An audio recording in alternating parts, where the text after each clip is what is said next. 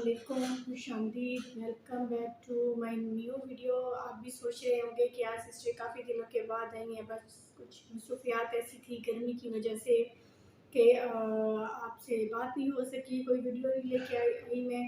और जैसा कि आप जानते हैं कि अभी मई का महीना है और शदीद गर्मी है। अभी गर्मी की लहर जो है वो अरूज पे है। अभी सेकंड वीक चल रहा है, सेकंड वेव चल रही है गर्मी की, जिसमें बहुत से लोगों को हीट स्ट्रोक हो रहा है। गर्मी की वजह से लोग बेहोश हो जाते हैं, गिर रहे हैं या उनको नक्सीर आना शुरू हो जाती है। तो आज हम बात करते हैं कि जिस्म में पानी की कमी से हमें क्या क्या मसाइल होते हैं।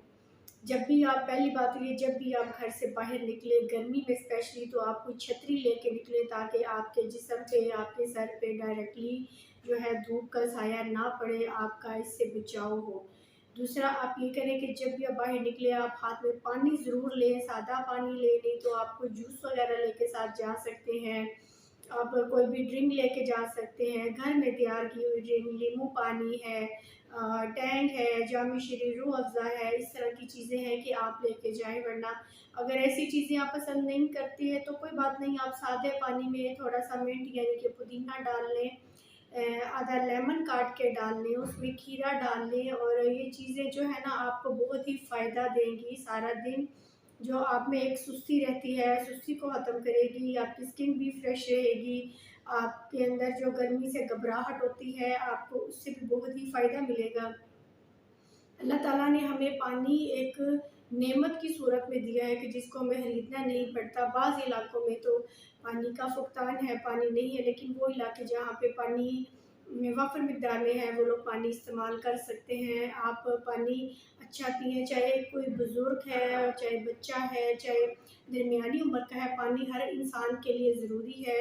दूसरी तरफ हम बात करते हैं कि अगर शदीद गर्मी की वजह से आपकी तबीयत ख़राब होना शुरू हो गई है, अक्सर लोगों को नक्सीर आना शुरू हो जाती है, नाक से खून आना शुरू हो जाता है, तो उस सूरत में आपको क्या करना चाहिए?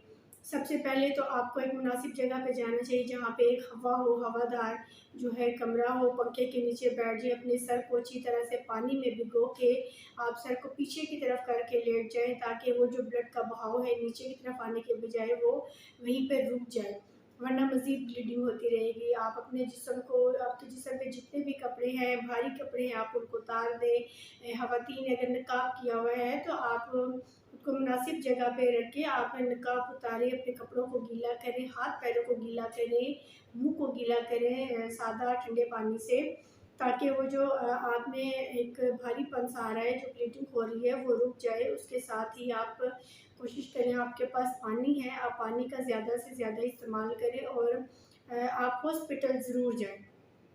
सबसे बड़ी बात कि आप अपना अकेले कोई भी ट्रीटमेंट ना करें, इस तरह से आपकी जान को ख़तरा हो सकता है। आप अपने करीबी रिश्तेदार को, अपने घर वालों को बताएँ। अगर आप ऑफ़िस में हैं तो आप ऑफ़िस के अपने किसी स्टाफ को बताएँ कि आपके साथ ये प्रॉब्लम है और आप जल्द से जल्द हॉस्पिटल जाएँ ताकि आपका ट्रीटमेंट हो सके। आपके जिस्म में जो पानी की शदीद कमी हो गई है उसको पूरा किया जा सके।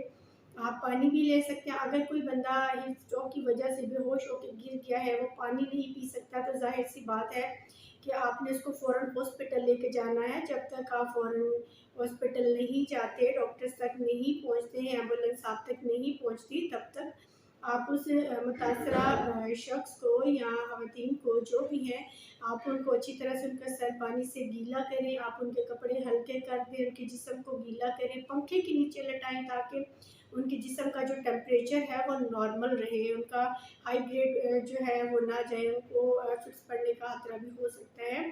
तो आप घर में रह के ये एहतियाती तदाबीर कर सकते हैं। होश आने के बाद आप उनको पानी ज़्यादा से ज़्यादा दें ताकि उनके जिस्म में जो ये कमी हो गई है, पानी की शदीद कमी हो गई है, वो कमी इस तरह से पूरी हो सके।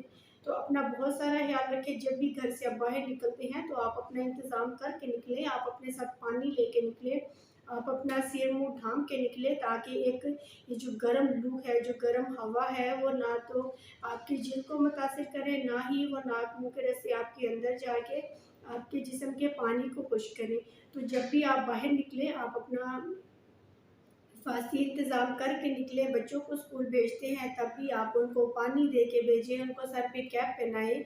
अगर आप उनको अम्ब्रेला दे सकते हैं, छतरी दे सकते हैं, आप बच्चों को वो दे के भेजें, लंच दे के भेजें, थोड़ा बहुत वो कुछ ना कुछ खाते रहें। आप उनको फल-फ्रूट दे दें, आप उनको तरबूज खरबूजा दे दें, वाटरमेलन वगैरह दे दें, आप उनको साथ में कोई नींबू पानी बना के दे दें। बच्चे टैंक शौक से पीते हैं, आप उनको टैंक दे दें। इस तरह की चीज़ें हैं कि जो आपको बचा सकती हैं।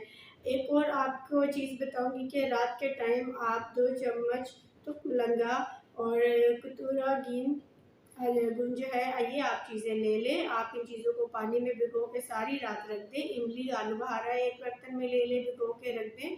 सुबह आप इन चीज़ों को इमली आलू बहारे के जो पानी है उनको अच्छी तरह मसल के आप उनका पानी अलग कर लें। आप इनमें थोड़ा जैमिशीर डाल लें, चाहे आप इसमें दूध डाल लें, लस्सी के तौर पे इस्तेमाल कर लें, चाहे तो आप इसको रूह अफ़ज़ा डाल के इस्तेमाल कर लें। आप इन चीज़ों को ज़रूर इस्तेमाल करें, ये बहुत ही अच्छी है। गूंद कतीरा आपके लिए इतनी अच्छी है कि ये ना सिर्फ हमारे मैदे को ठंडक पहुँचाती है, ये हमारी हड्डियों के लिए, हमारे जोड़ों के लिए बहुत ही करामत है।